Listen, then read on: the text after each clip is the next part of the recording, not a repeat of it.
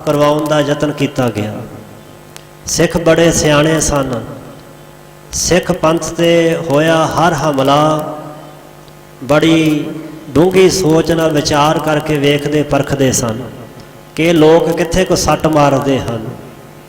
ਸੋ ਜਿਨ੍ਹਾਂ ਦਾ ਸ਼ੁਰੂ ਤੋਂ ਹੀ ਐਸਾ ਸੁਭਾਅ ਰਿਹਾ ਹੈ ਉਹ ਆਪਣਾ ਸੁਭਾਅ ਕਦੀ ਨਹੀਂ ਬਦਲ ਸਕਦੇ।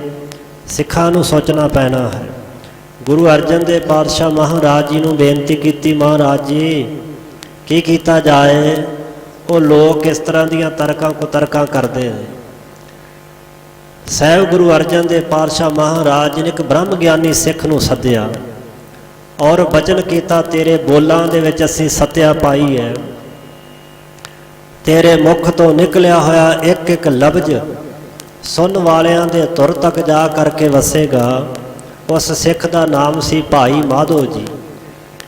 ਭਾਈ ਮਾਧੋ ਜੀ ਨੇ ਸਤਿਗੁਰੂ ਪਾਤਸ਼ਾਹ ਮਹਾਰਾਜ ਜੀ ਨੂੰ ਕੋਲ ਸੱਦ ਕੇ ਬਚਨ ਕੀਤਾ, ਜਾਓ ਜਿਹੜੇ ਪਰਬਤਵਾਸੀ ਪਹਾੜੀ ਦੇਸ਼ ਕਸ਼ਮੀਰ ਉੱਥੇ ਤੁਸੀਂ ਚੱਲ ਕਰਕੇ ਜਾਓ, ਉੱਥੇ ਜਾ ਕੇ ਸਿੱਖੀ ਦਾ ਪ੍ਰਚਾਰ ਅਤੇ ਪ੍ਰਸਾਰ ਕਰੋ। ਭਾਈ ਮਾਧੋ ਜੀ ਨੇ ਬੇਨਤੀ ਕੀਤੀ, ਮਹਾਰਾਜ ਉੱਥੋਂ ਦੇ ਲੋਕ ਪ੍ਰੇਮਾ ਭਗਤੀ ਕਰਨੀ ਨਹੀਂ ਜਾਣਦੇ। ਉਹ ਪੰਡਤ ਲੋਕ ਕਰਮ ਕਾਂਡਾਂ ਦੇ ਵਿੱਚ ਪ੍ਰਵਿਰਤ ਹੋ ਚੁੱਕੇ, ਕਰਮ ਕਾਂਡਾਂ ਦੇ ਬੰਧਨਾਂ ਵਿੱਚ ਫਸ ਚੁੱਕੇ ਹਨ। ਉਹ ਗੁਰੂ ਦੀ ਮੱਤ ਕਿੱਥੋਂ ਧਾਰਨ ਕਰਨਗੇ ਮਹਾਰਾਜ? ਤਾਂ ਗੁਰੂ ਅਰਜਨ ਦੇਵ ਪਾਤਸ਼ਾਹ ਕਹਿਣ ਲੱਗੇ, ਜਦੋਂ ਤੂੰ ਉੱਥੇ ਜਾਏਗਾ ਤੇਰਾ ਦਰਸ਼ਨ ਪ੍ਰਾਪਤ ਕਰਨਗੇ, ਜ਼ਰੂਰ ਉਹਨਾਂ ਦੇ ਮਨ ਜਿਹੜੇ ਫਿਰ ਜਾਣਗੇ। ਗੁਰੂ ਦੀ ਮੱਤ ਅਨੁਸਾਰ ਜਦੋਂ ਕੁਛ ਕਹੇਗਾ, ਤੇਰੇ ਬੋਲਾਂ ਵਿੱਚ ਅਸੀਂ ਸ਼ਕਤੀ ਸਮਰੱਥਾ ਅਤੇ ਬਲ ਬਖਸ਼ਦੇ ਹਾਂ, ਉਹਨਾਂ 'ਤੇ ਜ਼ਰੂਰ ਅਸਰ ਹੋਵੇਗਾ। ਪੜ੍ਹਨ ਵਾਲੇ ਸੁਣਨ ਵਾਲੇ ਜ਼ਰੂਰ ਆਪਣੇ ਮਨ ਵਿੱਚ ਧਾਰਨ ਕਰਕੇ ਰੱਖਣਗੇ। ਜਿਵੇਂ ਸੰਸਕ੍ਰਿਤ ਭਾਸ਼ਾ ਪੰਡਤਾਂ ਨੂੰ ਹੋਰ ਸਨਾਤਨ ਮਤ ਵਾਲਿਆਂ ਨੂੰ ਬੜੀ ਚੰਗੀ ਲੱਗਦੀ ਹੈ, ਇਸੇ ਤਰ੍ਹਾਂ ਗੁਰੂ ਕੀ ਬਾਣੀ, ਗੁਰੂ ਕਾ ਸਿਧਾਂਤ, ਗੁਰੂ ਕੀ ਸਿੱਖਿਆ ਸਤਿਗੁਰੂ ਪਾਤਸ਼ਾਹ ਮਹਾਰਾਜ ਜੀ ਦੇ ਸਿੱਖਾਂ ਨੂੰ ਅਤ ਪਿਆਰੀ ਹੈ। ਗੁਰੂ ਕੇ ਸਿੱਖ ਆਪਣੇ ਸਿਧਾਂਤ ਤੋਂ ਸਾਰਾ ਕੁਛ ਹੀ ਸਦਕੇ ਕਰ ਸਕਦੇ ਨੇ, ਪਰ ਆਪਣਾ ਸਿਧਾਂਤ, ਆਪਣਾ ਅਸੂਲ, ਸਿੱਖੀ ਵਿੱਚ ਪਰਪੱਕ ਰਹਿਣ ਵਾਲਾ ਗੁਰਸਿੱਖ ਕਦੀ ਤਿਆਗ ਨਹੀਂ ਸਕਦਾ। ਹਾਂ, ਸਵਾਰਥੀ ਲੋਕ, ਖੁਦਗਰਜੀ ਦੇ ਧਾਰਨੀ ਲੋਕ ਸਿੱਖੀ ਦੇ ਪਹਿਰਾਵੇ ਦੇ ਵਿੱਚ ਬਹੁਤ ਪਹਿਲਾਂ ਵੀ ਕੁਛ ਐਸਾ ਕਰਦੇ ਸਨ ਅਤੇ ਅੱਜ ਵੀ ਕਰਦੇ ਨੇ, ਸਿੱਖੀ ਦਾ ਨਾਮ ਲੈ ਕਰਕੇ। ਸੋ ਗੁਰਮਤਿ ਦੀ ਰੌਸ਼ਨੀ ਦੇ ਵਿੱਚ ਗੁਰੂ ਕੇ ਸਿੱਖ ਨੇ ਆਪਣੇ ਜੀਵਨ ਪੰਧ ਨੂੰ ਗੁਰੂ ਦਾ ਓਟ ਆਸਰਾ ਲੈ ਕਰਕੇ ਸਫਲਾ ਬਣਾਉਣਾ ਹੈ। ਗੁਰੂ ਸਾਹਿਬ ਦੀ ਆਗਿਆ ਮੰਨ ਕਰਕੇ ਗੁਰੂ ਕਾ ਸਿੱਖ ਭਾਈ ਸਾਹਿਬ ਭਾਈ ਮਾਧੋ ਜੀ ਤੁਰਿਆ ਸ਼੍ਰੀ ਅੰਮ੍ਰਿਤਸਰ ਸਾਹਿਬ ਦੀ ਪਾਵਨ ਧਰਤੀ ਤੋਂ ਕਸ਼ਮੀਰ ਵਿੱਚ ਜਾ ਕਰਕੇ ਪਹੁੰਚਾ। ਜਿਵੇਂ ਉਸਨੇ ਗੁਰੂ ਕੀ ਸਿੱਖੀ ਦਾ ਪ੍ਰਚਾਰ ਅਤੇ ਪ੍ਰਸਾਰ ਕੀਤਾ, ਟੁੱਟੀਆਂ ਹੋਈਆਂ ਸੁਰਤਾਂ ਗੁਰੂ ਸਾਹਿਬ ਜੀ ਮਹਾਰਾਜ ਜੀ ਦੀ ਪਾਵਨ ਪਵਿੱਤਰ ਨਾਮ ਬਾਣੀ ਦੇ ਨਾਲ ਜੋੜ ਕਰਕੇ ਉਹਨਾਂ ਦੇ ਜੀਵਨ ਨੂੰ ਉੱਚਾ ਕੀਤਾ ਹੈ, ਉਹਨਾਂ ਦਾ ਮਾਰਗ ਦਰਸ਼ਨ ਕੀਤਾ। ਉਹ ਪ੍ਰਸੰਗ ਭਾਈ ਸਾਹਿਬ ਭਾਈ ਸੰਤੋਖ ਸਿੰਘ ਜੀ, ਜੋ ਤਖਤ ਸ੍ਰੀ ਕੇਸਗੜ੍ਹ ਸਾਹਿਬ ਜੀ ਵਿਖੇ ਰੋਜ਼ਾਨਾ ਗੁਰੂ ਕੇ ਇਤਿਹਾਸ ਦੀ ਵਿਚਾਰ ਚੱਲਦੀ ਹੈ, ਉਸ ਲੜੀ ਦੇ ਤਹਿਤ ਜਿਵੇਂ ਜ਼ਿਕਰ ਕਰ ਰਹੇ ਨੇ, ਸ਼ਰਧਾ ਭਾਵਨਾ ਦੇ ਸਹਿਤ ਸਰਵਣ ਕਰੀਏ ਜੀ। ਕਹਿਓ ਗੁਰੂ ਸੋ ਭਗਤੀ ਜਾਣੈ, ਨਹੀਂ ਕਮਾਵਤ ਜਿਮ ਅਨਜਾਣੈ। ਸਤਿਗੁਰੂ ਸੱਚੇ ਪਾਤਸ਼ਾਹ ਮਹਾਰਾਜ ਜੀ ਆਖਣ ਲੱਗੇ ਕਿ ਜਦੋਂ ਤੁਸੀਂ ਉੱਥੋਂ ਜਾਵੋਗੇ, ਕਸ਼ਮੀਰ ਦੇ ਵਿੱਚ ਪਹੁੰਚਣਾ ਕਰੋਗੇ, ਉਹ ਲੋਕ ਜ਼ਰੂਰ ਭਗਤੀ ਕਰਨਾ ਜਾਣ ਲੈਣਗੇ, ਸਮਝ ਲੈਣਗੇ। ਉਹਨਾਂ ਨੂੰ ਸਿੱਖੀ ਦੀ ਮੱਤ ਜਿਹੜੀ ਹੈ, ਸਿੱਖੀ ਦਾ ਸਿਧਾਂਤ, ਗੁਰੂ ਦੀ ਮੱਤ ਜ਼ਰੂਰ ਸਮਝ ਪੈ ਜਾਵੇਗੀ। ਹੁਣ ਭਾਵੇਂ ਬੇਸ਼ੱਕ ਉਹ ਅਣਜਾਣਾਂ ਦੀ ਤਰ੍ਹਾਂ ਕਰਮ ਕਾਂਡ ਕਰਦੇ, ਬੇਸਮਝ ਪੁਣੇ ਵਿੱਚ ਲੱਗ ਕਰਕੇ ਆਪਣਾ ਸਮਾਂ ਨਿਸਫਲ ਅਜਾਈਂ ਗਵਾਉਂਦੇ ਨੇ, ਪਰ ਤੇਰੇ ਉੱਥੇ ਜਾਣ ਕਰਕੇ ਪਹੁੰਚਣ ਕਰਕੇ ਉਹ ਜ਼ਰੂਰ ਹੀ ਸਿੱਖੀ ਦੇ ਧਾਰਨੀ ਹੋਣਗੇ। ਲੈ ਗੁਰ ਆਇਸ ਹੈ ਕਰ ਤਿਆਰੀ, ਗਮਨਿਓ ਗੁਰਮਤਿ ਦੇਨ ਪਹਾਰੀ। ਭਾਈ ਮਾਧੋ ਜੀ ਗੁਰੂ का बड़ा ही भावना वाला, शरधा वाला, अकीदे ते भरोसे वाला सिख सी। पंचम गुरुदेव गुरु अर्जन देव पातशाह की आग्ञा लैके ਵਿਖੜਾ ਪੈਂਡਾ ਤੈਅ ਕਰਨ ਵਾਸਤੇ ਸਤਿਗੁਰੂ ਸਾਹਿਬ ਦੇ ਹੁਕਮ ਆਗਿਆ ਦੇ ਅਨੁਸਾਰੀ ਪਹਾੜੀਆਂ ਨੂੰ ਮੱਤ ਦੇਣ ਵਾਸਤੇ, ਗੁਰੂ ਦੀ ਸਿੱਖਿਆ ਦ੍ਰਿੜ ਕਰਵਾਉਣ ਵਾਸਤੇ ਭਾਈ ਮਾਧੋ ਜੀ ਨੇ ਚਾਲਾ ਪਾਇਆ। ਗੁਰ ਸ਼ਬਦਨ ਕੀ ਪੋਥੀ ਲੀਨ, ਅਰਥ ਕਰਨ ਮਹਿ ਸੁਮਤ ਪ੍ਰਬੀਨ। ਭਾਈ ਮਾਧੋ ਜੀ ਨੇ ਨਾਲ ਗੁਰੂ ਸਾਹਿਬ ਜੀ ਦੀ ਪਾਵਨ ਉਚਾਰਨ ਕੀਤੀ ਹੋਈ ਬਾਣੀ ਦੇ ਸ਼ਬਦਾਂ ਦੀ ਪੋਥੀ ਲੈ ਲਈ। ਗੁਰੂ ਕੀ ਬਾਣੀ ਦੀ ਪੋਥੀ ਨਾਲ ਲਈ। ਭਾਈ ਸਾਹਿਬ ਜੀ ਅਰਥਾਂ ਨੂੰ ਕਰਨ ਵਿੱਚ ਬੜਾ ਸਿਆਣਾ ਸੀ। ਗੁਰੂ ਸਾਹਿਬ ਜੀ ਦੇ ਪਾਵਨ ਬਾਣੀ ਦੇ ਅਰਥਾਂ ਵਿੱਚ ਆਪਣੀ ਮਤ ਨਹੀਂ ਸੀ ਵੜਦਾ। ਜੋ ਗੁਰੂ ਦਾ ਸਿਧਾਂਤ ਸੀ, ਗੁਰੂ ਆਸ਼ੇ ਅਨੁਸਾਰ ਉਸ ਨੂੰ ਪ੍ਰਗਟ ਕਰਕੇ ਸੁਣਾਉਂਦਾ ਸੀ। ਸੋ ਭਾਈ ਸਾਹਿਬ ਜੀ ਅਰਥ ਕਰਨ ਦੇ ਵਿੱਚ ਬੜੇ ਸੁਲਝੇ ਹੋਏ, ਗੁਰਮਤਿ ਨੂੰ ਪਰਨਾਏ ਹੋਏ ਵਿਦਵਾਨ ਸਨ। ਪੁਰ ਮਹਿ ਕਰਿਓ ਜਾਏ ਕਿਤ ਡੇਰਾ, ਉਪਦੇਸ਼ਨ ਲਾਗਿਓ ਜਿਸ ਬੇਰਾ। ਪੰਜਾਬ ਦੀ ਧਰਤੀ ਤੋਂ ਤੁਰਿਆ ਹੋਇਆ ਗੁਰੂ ਕਾ ਸਿੱਖ ਭਾਈ ਮਾਧੋ ਕਸ਼ਮੀਰ ਵਿੱਚ ਜਾ ਪਹੁੰਚਾ। ਕਸ਼ਮੀਰ ਪਹੁੰਚ ਕਰਕੇ ਕਿਸੇ ਨਗਰ ਵਿੱਚ ਡੇਰਾ ਕੀਤਾ।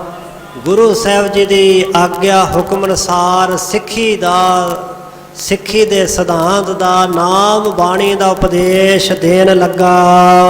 ਮਿਲ ਪੰਡਿਤ ਮਾਧੋ ਟਿਗ ਆਏ, ਭਾਖਾ ਕੀ ਨਾ ਕਥਾ ਹਮ ਪਾਏ। ਤੇ ਜਿਹੜੇ ਕਸ਼ਮੀਰ ਦੇ ਪੰਡਤ ਕਿਸੇ ਸਮੇਂ ਦੁਖੀ, ਲਾਚਾਰ ਤੇ ਬੇਵਸ ਹੋ ਕਰਕੇ 25 ਮਈ ਸਨ 1675 ਈਸਵੀ ਨੂੰ ਇਸ ਧਰਤੀ ਤੇ ਪਹੁੰਚੇ ਸਨ। ਮਹਾਰਾਜ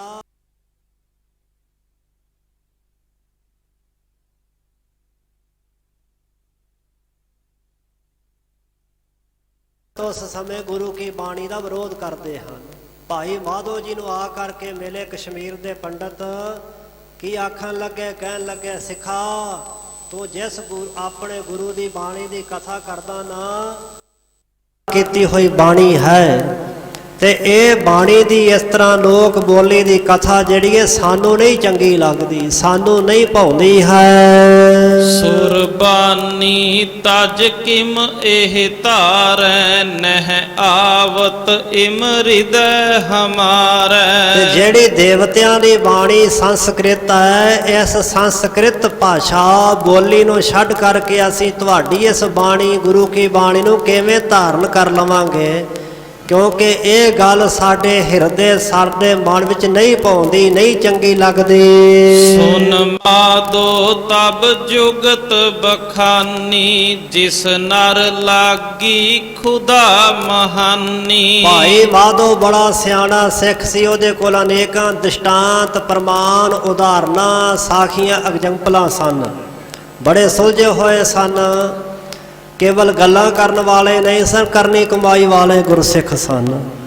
ਭਾਈ ਸਾਹਿਬ ਜੀ ਕਹਿਣ ਲੱਗੇ, ਪੰਡਤੋ ਸੁਣੋ, ਮੈਂ ਤੁਹਾਨੂੰ ਇੱਕ ਉਦਾਹਰਨ ਦੇ ਕੇ ਸਮਝਾਉਂਦਾ ਹਾਂ। ਜਿਸ ਬੰਦੇ ਨੂੰ ਭੁੱਖ ਲੱਗੀ ਹੋਵੇ ਨਾ, ਖੁਦਾ ਮਹਾਨੀ, ਖੁਦਾ ਹੁੰਦੀ ਭੁੱਖ, ਬਹੁਤ ਜ਼ਿਆਦੀ ਭੁੱਖ ਜੇਕਰ ਕਿਸੇ ਵਿਅਕਤੀ ਨੂੰ ਲੱਗੀ ਹੋਵੇ, ਸੋ ਜੇ ਪ੍ਰਤੀਖੈ ਕੰਚਨ ਬਾਸਨ, ਕਰਹਿ ਜਤਨ ਤੇ ਪੂਜਹਿ ਆਸਨਾ। ਤੇ ਇਹੋ ਜਿਹਾ ਬੰਦਾ ਜੇਕਰ ਇਹ ਇੱਛਾ ਰੱਖੇ ਕਿ ਮੈਂ ਸੋਨੇ ਦੇ ਭਾਂਡੇ ਵਿੱਚ ਹੀ ਲੰਗਰ ਛਕਣਾ ਹੈ, ਸੋਨੇ ਦੇ ਭਾਂਡੇ ਵਿੱਚ ਹੀ ਰੋਟੀ ਪ੍ਰਸ਼ਾਦਾ ਛਕਣਾ ਹੈ, ਨਾ ਸੋਨੇ ਦਾ ਭਾਂਡਾ ਮਿਲੇ ਤੇ ਨਾ ਉਹ ਲੰਗਰ ਖਾਵੇ, ਫਿਰ ਭੁੱਖਾ ਹੀ ਮਰੇਗਾ ਨਾ।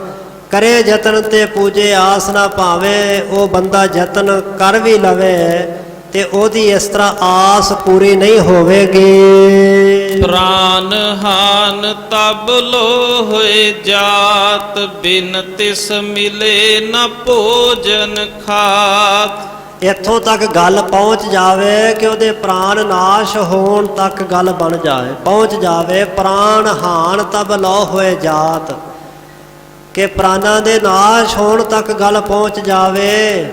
ਬਿਨ ਤਿਸ ਮਿਲੇ ਨਾ ਭੋਜਨ ਖਾਤ।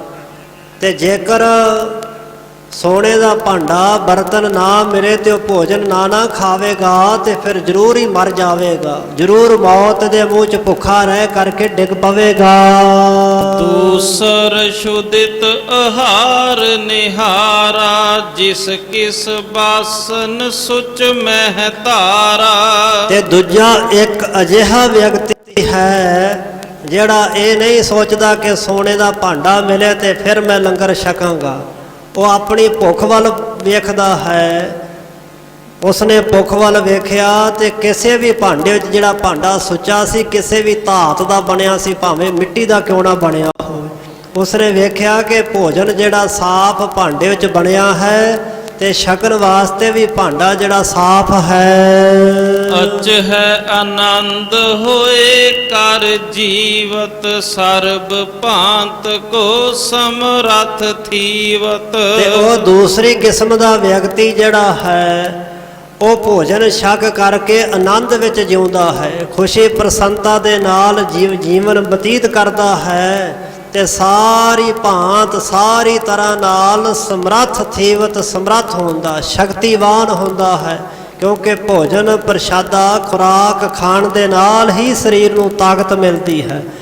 ਤੇ ਜਦੋਂ ਕੋਈ ਭਾਂਡੇ ਦੀ ਪਰਵਾਹ ਕੀਤੇ ਤੋਂ ਬਿਨਾਂ ਭੋਜਨ ਪ੍ਰਸ਼ਾਦਾ ਛਕੇਗਾ ਤਾਂ ਉਸ ਦੇ ਸਰੀਰ ਵਿੱਚ ਅਵਸ਼ ਹੀ ਸ਼ਕਤੀ ਤੇ ਸਮਰੱਥਾ ਦੀ, ਤਾਕਤ ਦੀ ਜਿਹੜੀ ਹੈ ਉਹ ਸ਼ਕਤੀ ਪੈਦਾ ਹੋਵੇਗੀ। ਮਹਾ ਜਤਨ ਤੇ ਲਹਿ ਸੁਰਬਾਨੀ, ਪੁਨ ਹੰਕਾਰ ਹੋਤ ਉਰ ਆਨੀ। ਹੈ ਪੰਡਤੋ, ਜਿਹੜੀ ਤੁਹਾਡੀ ਸੰਸਕ੍ਰਿਤ ਭਾਸ਼ਾ ਹੈ, ਪਹਿਲੀ ਗੱਲ ਇਹਨੂੰ ਸਾਰਿਆਂ ਨੂੰ ਪੜ੍ਹਨ ਦਾ ਅਧਿਕਾਰ ਨਹੀਂ ਹੈ।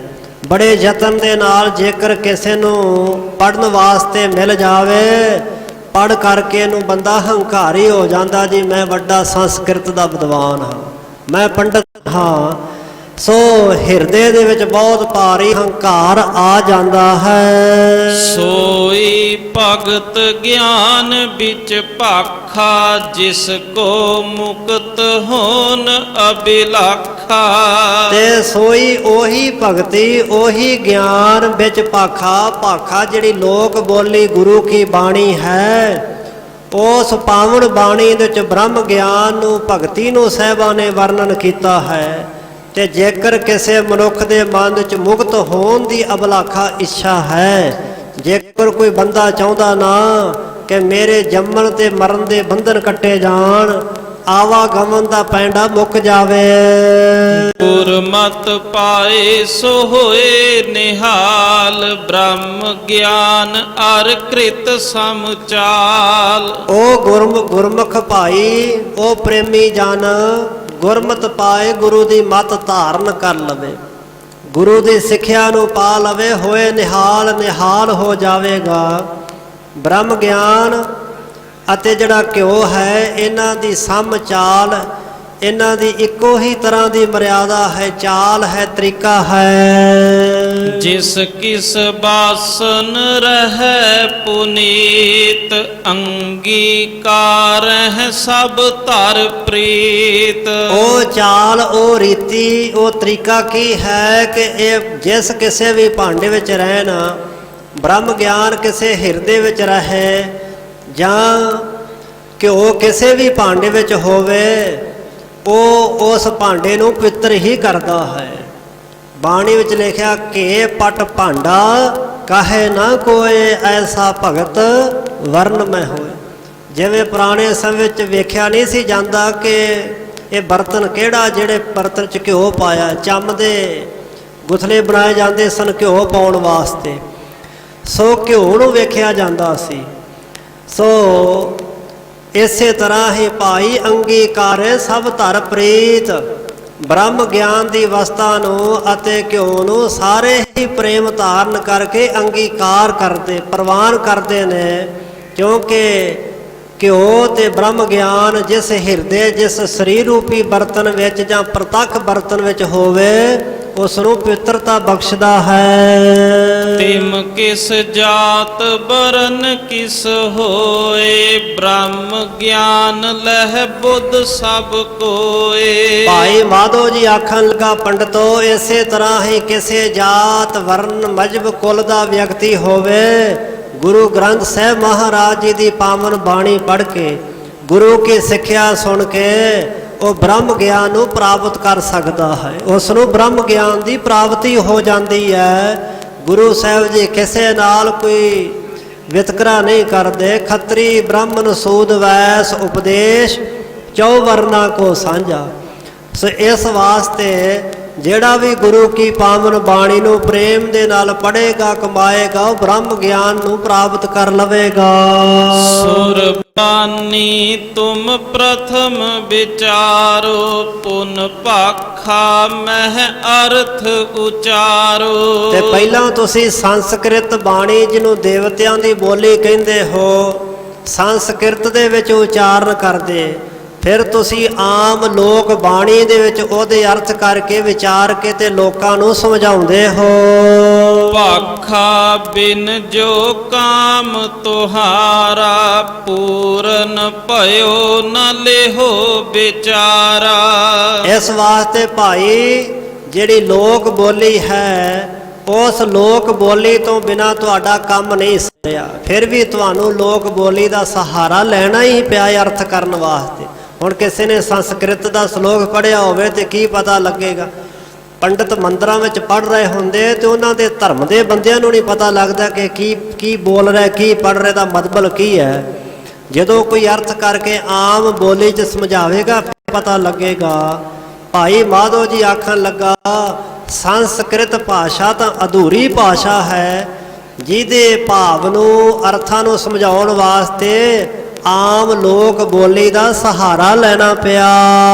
ਸਤਨਾਮ ਫਲਦਾਇਕ ਚਾਰ, ਗੁਰਮੁਖ ਸਿਮਰਹਿ ਹੋਏ ਉਦਾਰ। ਤੇ ਸਤਨਾਮ ਵਾਹਿਗੁਰੂ, ਵਾਹਿਗੁਰੂ ਦਾ ਜਿਹੜਾ ਸਿਮਰਨ ਹੈ, ਇਹ ਚਾਰ ਜਿਹੜੇ ਫਲ ਨੇ, ਧਰਮ ਅਰਥ ਕਾਮ ਤੇ ਮੋਕਸ਼, ਇਹਨਾਂ ਚੌਵਾਂ ਹੀ ਫਲਾਂ ਨੂੰ ਦੇਣ ਵਾਲਾ ਹੈ। ਗੁਰਮੁਖ ਸਿਮਰੇ ਹੋਏ ਉਧਾਰ, ਜਿਹੜੇ ਗੁਰਮੁਖ ਜਨ ਮੁਖੀ ਗੁਰੂ ਦੇ ਦੁਆਰਾ ਉਪਦੇਸ਼ ਧਾਰਨ ਕਰਕੇ ਗੁਰੂ ਸਾਹਿਬ ਜੀ ਦੇ ਉਪਦੇਸ਼ ਨੂੰ ਕਮਾਉਂਦੇ ਤੇ ਸਿਮਰਨ ਕਰਦੇ ਨੇ, ਉਹਨਾਂ ਦਾ ਸੰਸਾਰ ਸਾਗਰ ਭਵਜਲ ਤੋਂ ਉਧਾਰ ਹੋ ਜਾਂਦਾ ਹੈ। ਜਾਤ ਮਾਨ ਧਰ ਜਨਮ ਨ ਖੋਵੋ, ਕਰਹੁ ਭਗਤ ਪ੍ਰਭ ਸਭ ਮਹਿ ਜੋਵੋ। ਇਹ ਪੰਡਤੋ, ਤੁਸੀਂ ਆਪਣੀ ਜਾਤ ਦਾ ਮਾਨ ਧਾਰਨ ਕਰਕੇ, ਹੰਕਾਰ ਕਰਕੇ ਆਪਣਾ ਮਿਲਿਆ ਹੋਇਆ ਅਮੋਲਕ ਮਨੁੱਖਾ ਜਨਮ ਨਾ ਗਵਾਉਣਾ ਕਰੋ। ਇਹ ਸਮਾਂ ਵਾਰ-ਵਾਰ ਹੱਥ ਲੱਗਣ ਵਾਲਾ ਨਹੀਂ। ਕਰੋ ਭਗਤ ਪ੍ਰਭੂ ਪਰਮਾਤਮਾ ਦੀ ਭਗਤੀ ਕਰੋ, ਸਭ ਮਹਿ ਜੋਵੋ। ਉਸੇ ਅਕਾਲ ਪੁਰਖ ਵਾਹਿਗੁਰੂ ਨੂੰ ਆਤਮਾ ਸਰੂਪ ਦੇ ਵਿੱਚ ਸਾਰਿਆਂ ਸਰੀਰਾਂ ਦੇ ਅੰਦਰ ਜੋਵੋ, ਵੇਖਣਾ ਕਰੋ, ਤੱਕਣਾ ਕਰੋ। ਕਹਿ ਪੰਡਤ ਹਮ ਭਾਖਾ ਕਹੈ, ਮੂਡਨ ਸਮਝਾਵਨ ਕੋ ਚਹੈ। ਤੇ ਜਿਹੜੇ ਪੰਡਤ ਸਨ ਨਾ, ਇਹ ਕਹਿਣ ਲੱਗੇ, ਅਸੀਂ ਹਮ ਭਾਖਾ ਕਹੈ, ਅਸੀਂ ਆਮ ਬੋਲੀ ਨੂੰ ਬੋਲਣਾ ਕਰੀਏ, ਅਸੀਂ ਜੋ ਤੁਹਾਡੇ ਗੁਰੂਆਂ ਦੀ ਬਾਣੀ ਉਹ ਪੜ੍ਹਨਾ ਕਰੀਏ। ਤੇਰਾ ਤਾਂ ਇਸ ਤਰ੍ਹਾਂ ਦਾ ਹਿਸਾਬ ਹੈ ਕਿ ਜਿਵੇਂ ਤੂੰ ਮੂਰਖਾਂ ਨੂੰ ਸਮਝਾਉਣਾ ਚਾਹੁੰਦਾ ਹੋਵੇ। ਸੁਨ ਮਾਧੋ ਨੇ ਫੇਰ ਬਖਾਨਾ, ਪਾਰ ਬ੍ਰਹਮ ਕਰਤਾਰ ਮਹਾਨਾ। ਭਾਈ ਮਾਧੋ ਜੀ ਬੜੀ ਕਰਨੀ ਵਾਲਾ, ਭਗਤੀ ਵਾਲਾ, ਭਾਵਨਾ ਵਾਲਾ ਗੁਰਸਿੱਖ ਸੀ। ਸੁਣ ਕਰਕੇ ਫੇਰ ਬਚਨ ਕੀਤਾ, ਕਹਿਣ ਲੱਗੇ, ਭਲਿਓ ਲੋਕੋ, ਪਾਰ ਬ੍ਰਹਮ ਕਰਤਾਰ ਮਹਾਨਾ, ਜੋ ਪ੍ਰਕਿਰਤੀ ਦੇ ਪਾਰਾਵਾਰ ਤੋਂ ਪਰੇ ਪਾਰ ਬ੍ਰਹਮ ਕਰਤਾ ਪੁਰਖ ਬਹੁਤ ਵੱਡਾ ਮਹਾਨ ਹੈ, ਜੋ ਸਰਬ ਕਲਾ ਸਮਰੱਥ ਹੈ। ਜਿਸ ਕੇ ਸਵਾਸ ਵੇਦ ਸਭ ਜੋਵਾ, ਸੋ ਸਰੂਪ ਸ਼੍ਰੀ ਨਾਨਕ ਹੋਵਾ। ਜਿਸ ਦੇ ਸਵਾਸ ਦਾ ਅਰਥ ਹੈ ਸਾਹ, ਜਿਹੜੇ ਅਕਾਲ ਪੁਰਖ ਵਾਹਿਗੁਰੂ ਦੇ ਸਵਾਸ ਸਾਹ ਨੇ ਵੇਦ ਸਭ ਜੋਵਾ ਸਾਰੇ ਵੇਦ ਉਹਨਾਂ ਤੋਂ ਪ੍ਰਗਟ ਹੋਏ ਵੇਖੇ ਜਾਂਦੇ ਨੇ। ਸੋ ਸਰੂਪ ਸ਼੍ਰੀ ਨਾਨਕ ਹੋਵਾ ਉਹੀ ਸਰੂਪ ਸ਼੍ਰੀ ਗੁਰੂ ਨਾਨਕ ਦੇ ਪਾਤਸ਼ਾਹ ਮਹਾਰਾਜ ਜੀ ਦਾ ਪ੍ਰਗਟ ਹੋਇਆ, ਜੋ ਅਕਾਲ ਪੁਰਖ ਵਾਹਿਗੁਰੂ ਦੇ ਸਾਹਾਂ ਦੇ ਵਿੱਚੋਂ ਜੋ ਦੇਵ ਭਾਖਾ ਵੇਦ ਪ੍ਰਗਟ ਹੋਏ ਨੇ, ਉਸੇ ਹੀ ਅਕਾਲ ਪੁਰਖ ਵਾਹਿਗੁਰੂ ਦਾ ਸਰੂਪ ਗੁਰੂ ਨਾਨਕ ਦੇ ਪਾਤਸ਼ਾਹ ਜੀ ਹਨ। ਕਲ ਮਹਿ ਮਤ ਬਹੀਨ ਨਰ ਜਾਣੇ, ਭਾਖਾ ਬਿਖੈ ਕਹਿਓ ਕਲਿਆਣੇ। ਤੇ ਕਲਯੁਗ ਦੇ ਲੋਕ ਜਿਹੜੇ ਸਾਨੂੰ ਮਤ ਤੋਂ ਹੀਨੇ ਜਾਣ ਕਰਕੇ ਗੁਰੂ ਨਾਨਕ ਦੇ ਪਾਤਸ਼ਾਹ ਮਹਾਰਾਜ ਜੀ ਨੇ ਆਮ ਲੋਕ ਭਾਖਾ ਲੋਕ ਬੋਲੀ ਦੇ ਵਿੱਚ ਉਹਨਾਂ ਦੇ ਤਾਂ ਹੀ ਕਲਿਆਣ ਕਰਨ ਵਾਲਾ ਪਾਵਨ ਉਪਦੇਸ਼ ਉਚਾਰਨ ਕੀਤਾ। ਗੁਰੂ ਸ਼ਬਦ ਤੇ ਹੋਏ ਮਨ ਨੀਵਾ, ਸੰਸਕ੍ਰਿਤ ਤੇ ਮਾਨ ਬਦੀਵਾ। ਤੇ ਜਿਹੜਾ ਵੀ ਗੁਰੂ ਸਾਹਿਬ ਜੀ ਦੇ ਪਾਵਨ ਸ਼ਬਦ ਨੂੰ ਕਮਾਏਗਾ, ਬਾਣੀ ਪੜ੍ਹੇਗਾ, ਉਹਦੇ ਮਨ ਵਿੱਚ ਨਿਰਮਾਣਤਾ ਆਵੇਗੀ, ਨਿਮਰਤਾ ਆ ਜਾਏਗੀ। ਪਰ ਸੰਸਕ੍ਰਿਤ ਪੜ੍ਹਨ ਦੇ ਨਾਲ ਮਨ ਦੇ ਵਿੱਚ ਸਗੋਂ ਹੋਰ ਹੰਕਾਰ ਜਿਹੜਾ ਵਧਣਾ ਕਰਦਾ ਹੈ, ਹੋਰ ਹਉਮੈ ਤੇ ਹੰਕਾਰ ਜ਼ਿਆਦਾ ਪ੍ਰਬਲ ਹੋ ਜਾਂਦਾ ਹੈ। ਜਿਨ ਮਾਨੀ ਸ਼੍ਰੀ ਸਤਿਗੁਰ ਬਾਣੀ, ਸਰਬ ਸ਼ਕਤ ਜੁਤ ਭੇ ਬ੍ਰਹਮ ਗਿਆਨੀ। ਜਿਨ੍ਹਾਂ ਨੇ ਸਤਿਗੁਰੂ ਸੱਚੇ ਪਾਤਸ਼ਾਹ ਮਹਾਰਾਜ ਜੀ ਦੀ ਪਾਵਨ ਪਵਿੱਤਰ ਧੁਰ ਕੀ ਬਾਣੀ ਨੂੰ ਮਨ ਬਾਣੀ ਕਰਮ ਕਰਕੇ ਮੰਨ ਲਿਆ, ਗੁਰੂ ਕੀ ਬਾਣੀ ਦਾ ਉਪਦੇਸ਼ ਧਾਰਨ ਕਰਕੇ ਮੰਨਿਆ, ਉਹ ਸਾਰੀਆਂ ਸ਼ਕਤੀਆਂ ਦੇ ਜੁੱਤ ਸਮੇਤ ਭੇ ਹੋ ਕਰਕੇ ਬ੍ਰਹਮ ਗਿਆਨੀ ਬਣ ਗਏ। ਬ੍ਰਹਮ ਗਿਆਨ ਦੀ ਅਵਸਥਾ ਉਹਨਾਂ ਨੂੰ ਪ੍ਰਾਪਤ ਹੋ ਗਈ। ਦੇਸ਼ ਵਿਦੇਸ਼ਨ ਮਹਿ ਬਿਦਤਾਏ, ਛਪੇ ਨਹੀਂ ਉਬਰੇ ਸਮੁਦਾਏ। ਉਹ ਗੁਰਮੁਖ ਜਨ ਦੇਸ਼ਾਂ ਵਿਦੇਸ਼ਾਂ ਦੇ ਵਿੱਚ ਬੜੇ ਪ੍ਰਗਟ ਤੇ ਪ੍ਰਸਿੱਧ ਹੋ ਗਏ, ਉਹ ਕਿਤੇ ਵੀ ਛੁਪੇ ਨਹੀਂ ਰਹਿ ਸਕੇ, ਉਹ ਆਪ ਤਾਂ ਤਰ ਗਏ, ਹੋਰ ਨਾ ਬੇਅੰਤ ਜੀਵਾਂ ਨੂੰ ਉਹਨਾਂ ਗੁਰਮੁਖ ਜਨਾਂ ਨੇ ਜਿਨ੍ਹਾਂ ਨੇ ਬਾਣੀ ਪੜ੍ਹ ਕਰਕੇ ਕਮਾਈ, ਗੁਰਮਤਿ ਦਾ ਸਿਧਾਂਤ ਜੀਵਾਂ ਦੇ ਵਿੱਚ ਅਪਣਾਇਆ, ਉਹ ਗੁਰਮੁਖ ਜਨ ਲੁਕੇ ਨਾ ਰਹਿ ਸਕੇ, ਉਹ ਆਪ ਸੰਸਾਰ ਤੋਂ ਤਰ ਗਏ ਤੇ ਬੇਅੰਤ ਜੀਵਾਂ ਦਾ ਉਹਨਾਂ ਨੇ ਉਧਾਰ ਕੀਤਾ। ਇਤਿਆਦਿਕ ਕਹਿ ਬਹੁ ਸਮਝਾਏ, ਬਚਨ ਪ੍ਰਤਾਪ ਭਏ ਸਿਖ ਆਏ। ਇਸ ਤਰ੍ਹਾਂ ਭਾਈ ਸਾਹਿਬ ਜੀ ਨੇ ਕਹਿ ਕਰਕੇ ਉਹਨਾਂ ਪੰਡਤਾਂ ਦੇ ਤਾਂ ਹੀ ਬਹੁਤ ਸਮਝਾਇਆ, ਦਲੀਲਾਂ ਦਿੱਤੀਆਂ, ਗੁਰੂ ਸਾਹਿਬ ਜੀ ਦੀ ਬਾਣੀ ਦਾ ਓਟ ਆਸਰਾ ਲੈ ਕਰਕੇ ਉਹਨਾਂ ਨੂੰ ਸਮਝਾਇਆ।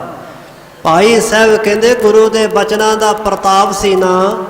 ਉਹਨਾਂ ਕਿਹਾ ਸੀ ਤੁਰਨ ਲੱਗਿਆ ਭਾਈ ਮਾਧੋ ਜੀ ਨੂੰ ਕਿ ਭਾਈ ਸਾਹਿਬ ਤੁਹਾਡੇ ਬਚਨਾਂ ਵਿੱਚ ਅਸੀਂ ਸੱਤਿਆ ਪਾਈ ਹੈ, ਤੁਹਾਡੇ ਬਚਨਾਂ ਵਿੱਚ ਤਸੀਰ ਵਰਤੇਗੀ, ਗੁਰੂ ਸਾਹਿਬ ਜੀ ਦਾ ਪ੍ਰਭਾਵ ਵਰਤੇਗਾ। ਉਹਨਾਂ ਬਚਨਾਂ ਦੇ ਪ੍ਰਤਾਪ ਦਾ ਸਦਕਾ ਭਏ ਸਿੱਖ ਆਏ। ਬਹੁਤ ਸਾਰੇ ਲੋਕ ਜੰਮੂ ਕਸ਼ਮੀਰ ਦੇ ਜਿਹੜੇ ਸਨ ਸਿੱਖ ਬਣ ਕੇ ਸਿੱਖੀ ਦੇ ਮੰਡਲ ਵਿੱਚ ਆ ਗਏ। ਕਥਾ ਕੀਰਤਨ ਦੋਨੋਂ ਕਾਲ, ਸੁਨ ਹੈ ਕਰਹਿ ਧਰ ਪ੍ਰੇਮ ਵਿਸਾਲ। ਹੁਣ ਦੋਵੇਂ ਸਮੇਂ ਹੀ ਸਤ ਸੰਗਤ ਜੁੜਨ ਲੱਗ ਪਈ। ਗੁਰੂ ਕੀ ਸੰਗਤ ਦੇ ਅੰਦਰ ਦੋ ਸਮੇਂ ਕਥਾ ਤੇ ਕੀਰਤਨ ਹੁੰਦਾ ਹੈ।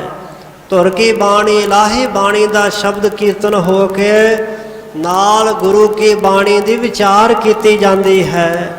ਬੇਅੰਤ ਜੀਵ ਬੜੀ ਭਾਰੀ ਸ਼ਰਧਾ ਪ੍ਰੇਮ ਭਾਵਨਾ ਧਾਰਨ ਕਰਕੇ ਗੁਰੂ ਕੀ ਪਾਵਨ ਬਾਣੀ ਦੀ ਕਥਾ ਔਰ ਕੀਰਤਨ ਸਰਵਣ ਕਰਦੇ ਹਨ। ਧਰਮਸਾਲਪੁਰ ਵਿਖੇ ਬਨਾਈ, ਸੇਵਹਿ ਸਤ ਸੰਗਤ ਸਮੁਦਾਈ। ਕਸ਼ਮੀਰ ਦੇ ਅੰਦਰ ਗੁਰੂ ਸੱਚੇ ਪਾਤਸ਼ਾਹ ਦੀ ਕਿਰਪਾ ਦੇ ਨਾਲ ਭਾਈ ਸਾਹਿਬ ਭਾਈ ਮਾਧੋ ਜੀ ਨੇ ਪ੍ਰੇਰਨਾ ਦੇ ਕਰਕੇ ਧਰਮਸ਼ਾਲਾ ਬਣਵਾ ਦਿੱਤੀ।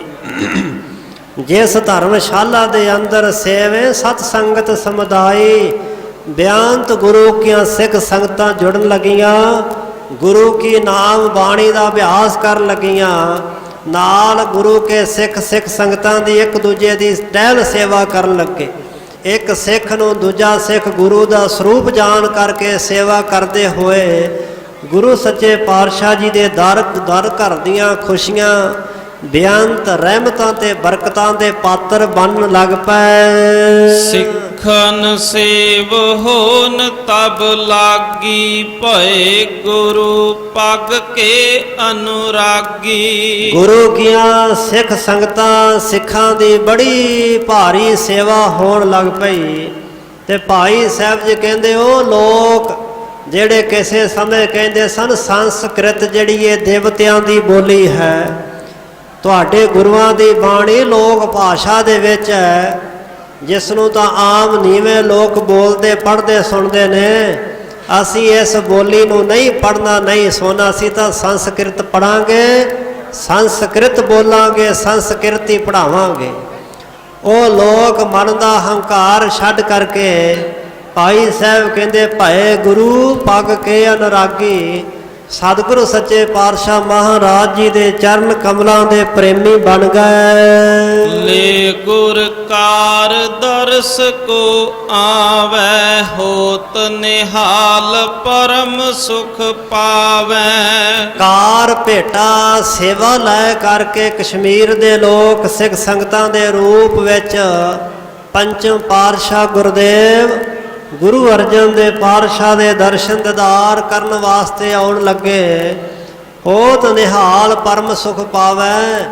ਨਿਹਾਲ ਹੁੰਦੇ ਨੇ ਸਾਹਿਬਾਂ ਦੇ ਦਰਸ਼ਨ ਦੀਦਾਰ ਕਰਕੇ ਤੇ ਪਰਮ ਸੁਖ ਆਤਮ ਸੁਖ ਨੂੰ ਪ੍ਰਾਪਤ ਕਰਦੇ ਹਨ। ਇਮ ਸਿੱਖੀ ਬਿਥਰੀ ਕਸ਼ਮੀਰ ਸਿਮਰਹਿ ਸਤ ਨਾਮ ਧਰ ਧੀਰ। ਭਾਈ ਸਾਹਿਬ ਭਾਈ ਸੰਤੋਖ ਸਿੰਘ ਸਾਹਿਬ ਜੀ ਕਹਿ ਰਹੇ ਨੇ ਇਸ ਪ੍ਰਸੰਗ ਦੀ ਸਮਾਪਤੀ ਕਰਦਿਆਂ ਹੋਇਆਂ ਕਿ ਜੰਮੂ ਕਸ਼ਮੀਰ ਦੀ ਧਰਤੀ ਤੇ ਸਾਹਿਬ ਗੁਰੂ ਅਰਜਨ ਦੇਵ ਸੱਚੇ ਪਾਤਸ਼ਾਹ ਮਹਾਰਾਜ ਜੀ ਦੀ ਬਖਸ਼ਿਸ਼ ਨਾਲ ਕਿਰਪਾ ਨਾਲ ਕੱਲੇ ਹੋਏ ਗੁਰੂ ਕੇ ਸਿੱਖ ਭਾਈ ਸਾਹਿਬ ਭਾਈ ਮਾਧੋ ਸੋਢੀ ਦੀ ਪ੍ਰੇਰਣਾ ਨਾਲ ਪ੍ਰਚਾਰ ਤੇ ਸਿੱਖੀ ਦੇ ਪ੍ਰਸਾਰ ਨਾਲ ਕਸ਼ਮੀਰ ਦੀ ਧਰਤੀ ਤੇ ਸਿੱਖੀ ਦਾ ਬੋਲਬਾਲਾ ਹੋਇਆ। ਬਹੁਤ ਭਾਰੀ ਸਿੱਖੀ ਜਿਹੜੀ ਸੀ ਫੈਲ ਗਈ। ਸਿਮਰੈ ਸਤਨਾਮ ਧਰ ਧੀਰ। ਭਾਵਨਾ ਵਾਲੇ ਗੁਰੂ ਕੇ ਸਿੱਖ ਕਸ਼ਮੀਰ ਦੀ ਧਰਤੀ ਤੇ ਫਿਰ ਪੈਦਾ ਹੋਏ, ਜਿਹੜਾ ਇਹ ਬੜਾ ਧੀਰਜ ਤੇ ਹੌਸਲਾ ਸ਼ਰਧਾ ਪ੍ਰੇਮ ਭਾਵਨਾ ਧਾਰਨ ਕਰਕੇ ਸਤਨਾਮ ਵਾਹਿਗੁਰੂ ਵਾਹਿਗੁਰੂ ਮੰਤਰ ਦਾ ਸਿਮਰਨ ਕਰਦੇ ਹੋਏ ਜੀਵਨ ਦੀ ਯਾਤਰਾ ਨੂੰ ਸਫਲ ਕਰ ਰਹੇ ਹਨ। ਸੋ ਸਾਧ ਸੰਗਤ ਜੀ 5:30 ਵਜੇ ਤੱਕ ਕਥਾ ਵਿਚਾਰ ਦਾ ਸਮਾਂ ਸੀ। ਰਾਗੀ ਸਿੰਘ ਪਹੁੰਚ ਚੁੱਕੇ ਹਨ। ਸੋ ਇੱਥੇ ਹੀ ਨਾਲ ਪ੍ਰਸੰਗ ਦੀ ਸਮਾਪਤੀ ਵੀ ਹੋਈ ਹੈ। ਹੁਣ ਤਕਰੀਬਨ 20 ਤਰੀਕ ਨੂੰ ਗੁਰੂ ਕੇ ਗੁਰ ਇਤਿਹਾਸ ਦੀ ਕਥਾ ਵਿਚਾਰ ਦੁਬਾਰਾ ਪ੍ਰਾਰੰਭ ਹੋਵੇਗੀ। ਆਉਣ ਵਾਲੇ 3 ਦਿਨਾਂ ਦੇ ਵਿੱਚ 17, 18 ਔਰ 19 ਤਰੀਕ ਨੂੰ। ਸੋ ਇਸੇ ਤਰ੍ਹਾਂ ਹੀ ਇਸ ਪਾਵਨ ਸਥਾਨ ਤੇ ਖੁੱਲ੍ਹੇ ਦੀਵਾਨਾਂ ਦੇ ਅੰਦਰ ਗੁਰੂ ਕੇ ਮਹਾਨ ਕੀਰਤਨੀਏ ਰਾਗੀ ਸਿੰਘ ਢਾਡੀ ਸਿੰਘ, ਇਸੇ ਤਰ੍ਹਾਂ ਹੀ ਕਥਾਵਾਚਕ ਪ੍ਰਚਾਰਕ ਆਪ ਜੀ ਨੂੰ ਗੁਰਮਤ ਵਿਚਾਰਾਂ ਦੁਆਰਾ ਧੁਰ ਕੀ ਬਾਣੀ ਕੀਰਤਨ ਦੁਆਰਾ ਢਾਡੀ ਪ੍ਰਸੰਗਾਂ ਕਵੀਸ਼ਰੀ ਦੁਆਰਾ ਨਿਹਾਲ ਕਰਨਗੇ। ਸੋ ਦਾਸਾਂ ਪਾਸੋਂ ਗੁਰੂ ਕੇ ਇਤਿਹਾਸ ਦੀ ਵਿਚਾਰ ਕਰਦਿਆਂ ਹੋਈਆਂ ਸਮੂਹ ਪ੍ਰਕਾਰ ਦੀਆਂ ਬੇਅੰਤ ਭੁੱਲਾਂ ਚੁੱਕਾਂ ਦੀ ਮਾਫੀ ਜੀ। ਹੋਲੇ ਮਹੱਲੇ ਤੇ ਪਹੁੰਚੀਆਂ ਹੋਈਆਂ ਸਮੂਹ ਸਿੱਖ ਸੰਗਤਾਂ ਦਾ ਤਹਿ ਦਿਲੋਂ ਬਹੁਤ ਬਹੁਤ ਧੰਨਵਾਦ। ਸਾਰੀਆਂ ਸਿੱਖ ਸੰਗਤਾਂ ਨੂੰ ਜੀਓ ਆਇਆਂ ਨੂੰ ਹੋਲੇ ਮਹੱਲੇ ਦੀਆਂ ਆਪ ਸਿੱਖ ਸੰਗਤਾਂ ਨੂੰ ਲੱਖ ਲੱਖ ਵਧਾਈਆਂ ਹੋਣ। 19 ਤਰੀਕ ਵਾਲੇ ਦਿਨ ਪੰਥ ਵਾਲੀ ਸਤਿਗੁਰੂ ਸ੍ਰੀ ਗੁਰੂ ਗੋਬਿੰਦ ਸਿੰਘ ਸੱਚੇ ਪਾਤਸ਼ਾਹ ਮਹਾਰਾਜ ਜੀ ਦੇ ਵੱਲੋਂ ਬਖਸ਼ਿਸ਼ ਕੀਤੇ ਹੋਏ ਸਿੱਖ ਪੰਥ ਖਾਲਸਾ ਪੰਥ ਦੇ ਨੂੰ ਕੌਮੀ ਤਿਉਹਾਰ ਹੋਲੇ ਮਹੱਲੇ ਨੂੰ ਬੜੀ ਸ਼ਰਧਾ ਭਾਵਨਾ ਨਾਲ ਮਨਾਇਆ ਜਾ ਰਿਹਾ ਹੈ। ਸੋ ਆਪ ਸਿੱਖ ਸੰਗਤਾਂ ਦਾ ਬਹੁਤ ਬਹੁਤ ਧੰਨਵਾਦ ਜੀ। ਹੋਈ ਭੁੱਲ ਚੁੱਕ ਦੀ ਮੁਆਫੀ। ਇੱਥੇ ਹੀ 2 ਪੰਕਤੀਆਂ ਪੜ੍ਹ ਕਰਕੇ ਸਮਾਪਤੀ ਹੈ ਜੀ। ਇਮ ਸਿੱਖੀ ਬਿਥਰੀ ਕਸ਼ਮੀਰ ਸਿਮਰਹਿ ਸਤ ਨਾਮ ਧਰ ਧੀਰ। ਵਾਹਿਗੁਰੂ ਜੀ ਕਾ ਖਾਲਸਾ ਵਾਹਿਗੁਰੂ ਜੀ ਕੀ ਫਤਿਹ। ਵਾਹਿਗੁਰੂ ਜੀ ਕਾ ਖਾਲਸਾ ਵਾਹਿਗੁਰੂ ਜੀ ਕੀ ਫਤਿਹ। ਸਤਿਕਾਰਯੋਗ ਭਾਈ ਸਾਹਿਬ ਭਾਈ ਸਤਵਿੰਦਰ ਸਿੰਘ ਜੀ ਕਥਾਵਾਚਕ ਤਖਤ ਸ੍ਰੀ ਕੇਸਗੜ੍ਹ ਸਾਹਿਬ, ਉਹਨਾਂ ਦਾ ਸਮੁੱਚੀ ਸੰਗਤ ਵੱਲੋਂ ਤਹਿ ਦਿਲੋਂ ਹੀ ਧੰਨਵਾਦ ਕੀਤਾ ਜਾ ਰਿਹਾ ਹੈ। ਸਤਿਕਾਰ ਸਦ ਬੇਨਤੀ ਹੈ, ਹੁਣ